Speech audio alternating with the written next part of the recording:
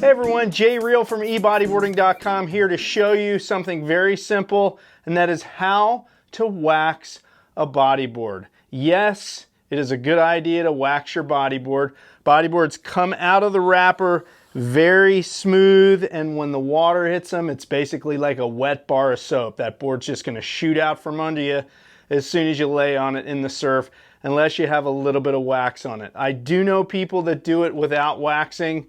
I don't know how they do it. I've been waxing bodyboards since I started.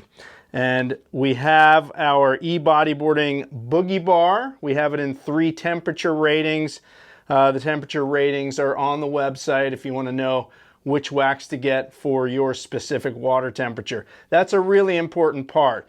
Just as an example, tropical wax, for example, is for tropical locations, and the bar of wax is actually, it's a harder wax, so it's less apt to melt in the warm water temperatures. And likewise, at the other end of the spectrum, cold water wax is a softer wax. So when that water is cold, it doesn't harden the wax and make it smooth and slippery. So our Boogie Bar, it comes in a foil pouch, which you can store the wax in, which is great. And you just rip open the top of the bag. It's basically like a reclosable bag here. And again, the foil bag helps to keep some of the heat off and prevents the wax from melting all over your car, hopefully. And if it does, at least it's contained within the bag. So here's a brand new board.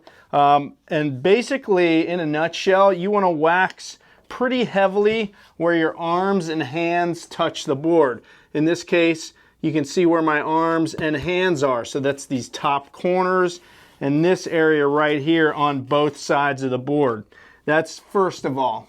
And what you do to wax it is you take the edge of your bar of wax and you just do little circles here. Right up on the top corners where I like to start.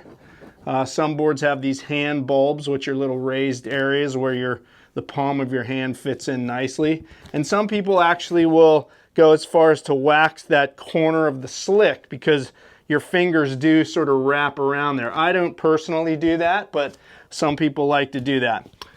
So then as I get over onto the deck of the board, this is where my hands are going to be on the top corner. And then I want to go down the rail about as far down as my elbow goes. And you want to do a nice sort of wide swath there because your arm is nice and wide, right? And I will do this on both sides of the board, this side as well. Now, if you're riding and your hand goes in the middle, you're probably going to want to watch our video on body positioning on your bodyboard. I will link it above. Check that one out. Your hand should most of the time be on these corners of the board when you're riding. I never put my hand in the middle. That's a bad hand positioning. So check that video out. If I'm going left, I will have my left hand on the top corner and my right hand will be here on the right rail. So I will also want to do a little bit of wax on the top chine, that's this part of the rail, and the bottom rail as well. So that's about maybe 1/3 to 1/2 of the way down the rail is what I want to cover here. And that'll pretty much cover any hand position on the rail that I get.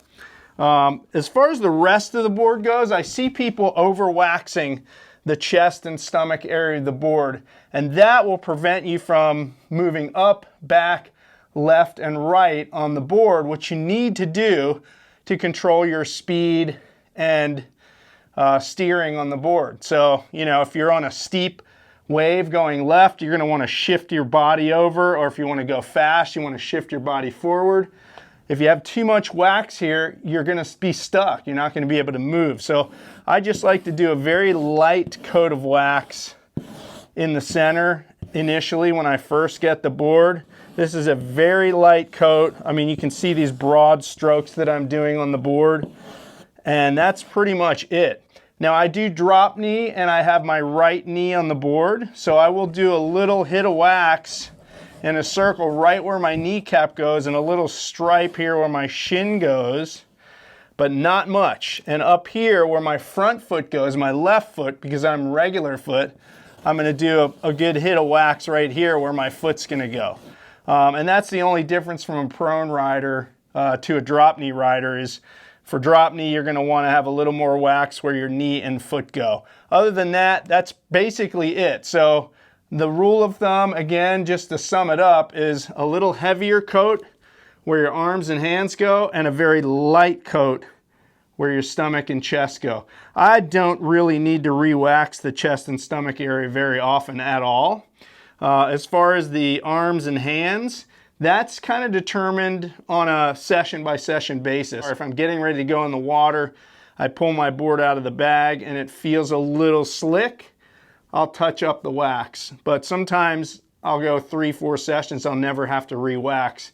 Particularly in warmer water climates, the wax seems to hold up longer in warm water, whereas cold water tends to harden the wax and make it slick. So in the winter, I tend to wax more frequently.